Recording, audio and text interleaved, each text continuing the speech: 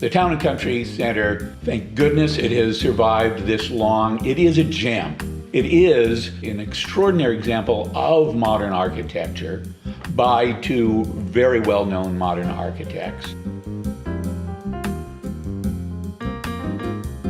The Town and Country Center has quite an interesting history. It's basically a remodel project because there were existing buildings. There was an existing Bank of America building there, and later some shops were built. That courtyard was actually conceived in the 30s to be the forecourt to a movie theater, and then that never happened. World War II came through. Around 1947-48 is when the original design took place. Paul R. Williams, very well-known, well-established African-American architect who had worked on any number of beautiful Hollywood houses, as well as banks and commercial buildings. And he was working with a young architect who had already gained some fame, A. Quincy Jones. And so these were the two partners who were hired to design the Town and Country Center. John Porter Clark and Albert Frey assisted on some of the storefronts and the buildings facing Palm Canyon. They were the local talent. And then by 1955, Don Wexler designed the fifth building, which completed the project. In its heyday, the Town and Country Center was really a thriving community space.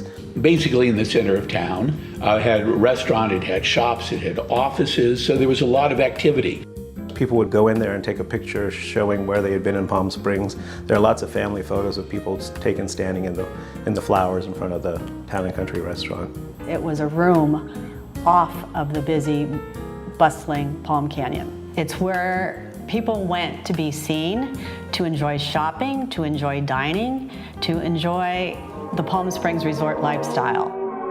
This patio is called the Center, a shopping center you could find only in Palm Springs. Palm Springs is known for its modern architecture, of course, and yet still we are losing major examples of it. Nobody should sit back and think that everything's safe, everything's preserved. Anything could disappear tomorrow.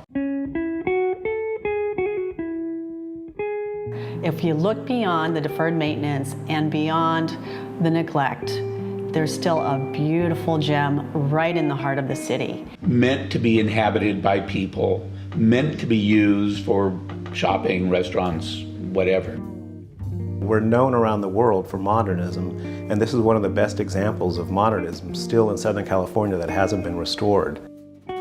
You know, if you want to compare it to Tockwitz Plaza, which is now known as Captor Plaza, that was another big preservation battle that Palm Springs Preservation Foundation got behind, and it was restored. And now it again is one of the most thriving parts of Palm Springs, and it's not even on Palm Canyon Drive. And I think it could be the exact same thing at the Town and Country Center. In the original design, they had apartments on the second floor adjacent to the restaurant. There's enough space there. We could revisit that and revitalize that courtyard with people living there on a daily basis. A city thrives on its architecture, on the spaces, on the style, on the design of its architecture, its buildings, its public spaces. And when you have something so valuable, so well done initially, you don't throw it away. You restore it, you bring it back, and it will pay dividends beyond anything that any new building could.